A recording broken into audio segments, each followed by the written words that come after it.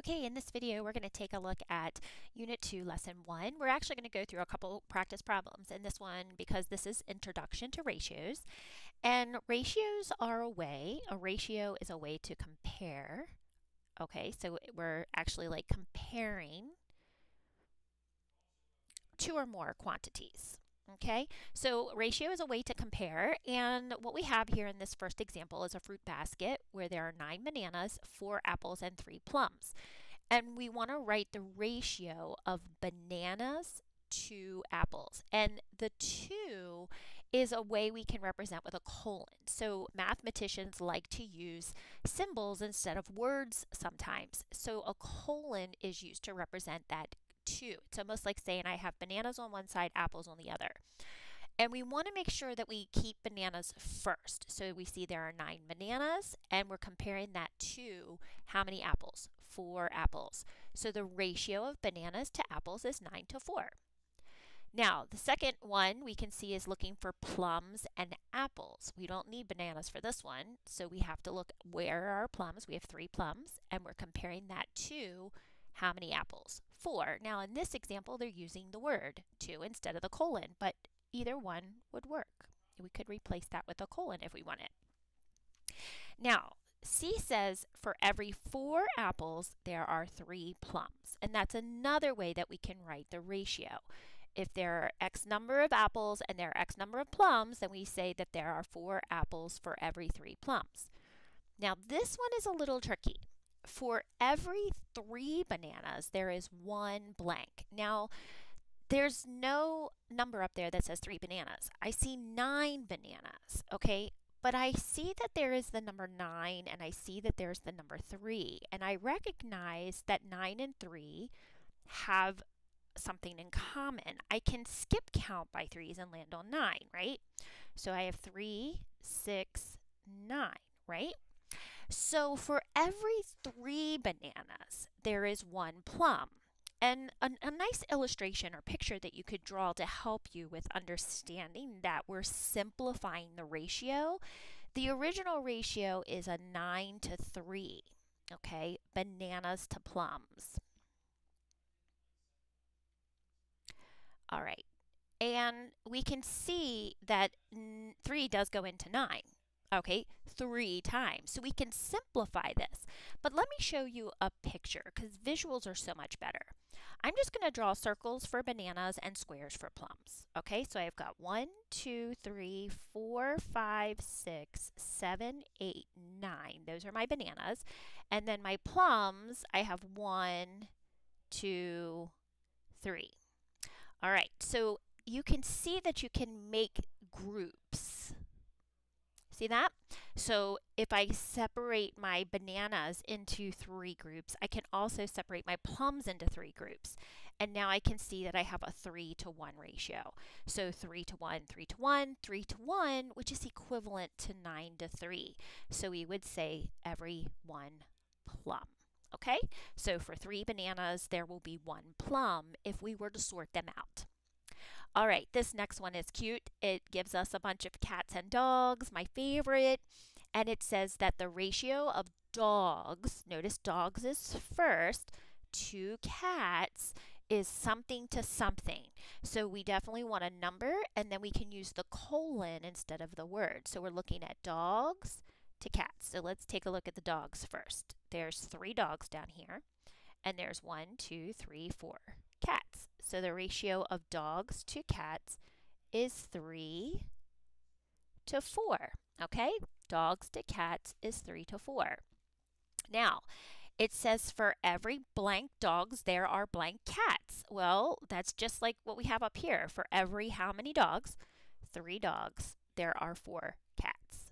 Now, we can't simplify this one because if I match up a cat and a dog, there's 1 cat left over. So we can't simplify this. This is as simplified as it gets, 3 to 4. And that's because 3 and 4 have nothing in common besides 1. So we can't count by 3s and land on 4. We can't count by 4s and land on 3. They have no common factor. So that would be a simplified version of the ratio, unlike the bananas and the plums, which we could simplify. Okay? All right, we're also going to take a look at lesson 2. I'm going to go over to lesson 2 practice problems. Okay, and this is a really good one. All right, so we've got paint, and paint is a great way to explore ratios because when you mix paint, you get different colors depending on the ratio of whatever color you're using. And here we see that we have green, that there's 4 greens to 2 whites. And do you see how they're broken into 2 parts, just like our bananas and plums? I'm just going to draw a line down the middle here. We could say that this ratio, green to white, so if I use the words green to white paint, and I use what's actually there, I can say 4 to 2. So there's 4 to 2, 4 green cups and 2 white cups. But if I want to minimize and simplify that, the ratio we could say it's 2 to 1 because for every 2 greens there is 1 white. See that? So it kind of matches. We can create a set. And the other way we know that we can simplify it is because 4 and 2 have a common factor, and that common factor is 2. I can count by 2's and land on 2. I can count by 2's and land on 4. So I could simplify this to 2 to 1. Now, notice I did all of this before I even looked at the multiple choice questions. And that's a good strategy for when you're trying to solve math problems, is see if you can figure it out before you even look at the multiple choices.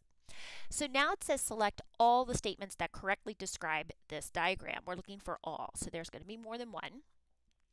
And it says the ratio of cups of white paint to green paint is 2 to 4. Now this one they're going backwards. White to green. 2 whites to 4. 2 to 4. That's a check. That works out. Okay, so if I reverse this and I start with the white paint to the green paint and the 2 to the 4, that would work. Okay, that's what's cool about ratios. You can flip them if you would like to. You just got to make sure that you match the words to the numbers. Okay, for every cup of green paint, there are 2 white paints. Well, I want you to look up there. For every cup of green, there are 2 whites? No, it's every 2 greens. There's 1 white. So they're trying to trick you here. That one is not correct. It's the other way around. So we'll look for that because that's probably in here somewhere. So this is a no-go. All right. The ratio of cups of green paint to cups of white is 4 to 2. Yep, that's what we wrote. Okay, so green is 4, white is 2. So that's a good one. For every cup of white paint, there are 2 green paints. Yes, for every 1 white, there are 2 greens. So that one works. All right, let's check the last one. The ratio of cups of green paint to white paint is 2 to 4. Green 2 to 4? No, that doesn't work. So we know that E is not correct. Okay? All right. Let's try this last question here. And it says to make a snack. We're going to look at this whole question, but the first part is just to create a diagram to represent the snack quantities for our little, mix of food that we're going to make. So it says that we have 2 cups of raisins, 4 cups of pretzels, and 6 cups of almonds. So you can start with whichever one you want. I'm going to start with raisins because it's the first one. And I'm going to make shapes for each one. So I'm going to say raisins are circles. I'm going to say pretzels are squares. And I'm going to say triangles for almonds. Okay, see how I'm just kind of making it simple? Okay, so I'm going to start with my raisins. I have 2 raisins, 2 cups of raisins. I have 4 cups of pretzels.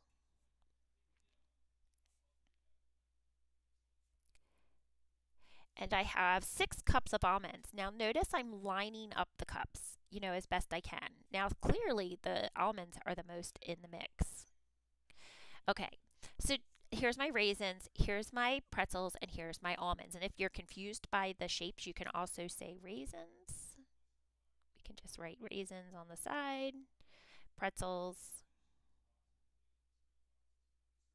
almonds. Or you could say RPA, whatever you want. All right, so we created a diagram. That's beautiful. Wonderful. That's all we had to do for that. Now it says use your diagram to complete each sentence. The ratio of blank to blank to blank is blank to blank to blank. We've got 3 ingredients with 3 different numbers. You can start with any one of them. I'm going to start with raisins, okay? Raisins. And I'm going to say that the ratio of raisins to pretzels to almonds is 2 to 4 to 6. 2 to 4 to 6. Now in this, we're comparing 3 quantities. Okay, so a ratio can compare more than 2. All right, now this is where it gets a little tricky. There are blank cups of pretzels for every cup of raisins. Okay, so remember in a little previous video I talked to you about Post-it notes? They are the best. Okay, I only want to look at raisins and pretzels. Now look at this. I've got 4 and 2. That means I can make groups. I can say, okay, 2 goes to this one and 2 goes to this one. You see that? Because if I'm going to compare pretzels to raisins, pretzels, P to R, pretzels to raisins, that's a 4 to 2 ratio. And just like we did up here, 4 to 2 can be simplified to 2 to 1. So for every 2 cups of pretzels, there's 1 cup of raisins. Okay, so see how I made the match? All right, now let's see if we can compare almonds to raisins. Now it's a little harder because we've got the pretzels in the way. But let's see, we have two raisins. Can we group this, can we break this down into groups of 2? So let's see. If it's 6 and I draw a line here in between each group of 2 almonds, that won't work. Do you see that? Because 2 goes to this one, 2 goes to this one, but this one doesn't have a match. So what if I broke it down into 3 groups of 3? So half. What if I cut them in half? So instead of doing this, what if I looked at it like here's my one group and here's another group. Now I can match. So I've got 3 triangles and a circle. 3 triangles and a circle. That's a group. I can match them. So there are 3 cups of almonds to every cup of raisins. Now watch, I'm going to show you numerically almonds to raisins. 6 to 2. And notice 6 and 2 have a common factor, 2. I can count by 2s and land on 2. That would be 1. And I can count by 2s and land on 6. That would be 3. So for every 3 almonds, there's 1 cup of raisins. Okay?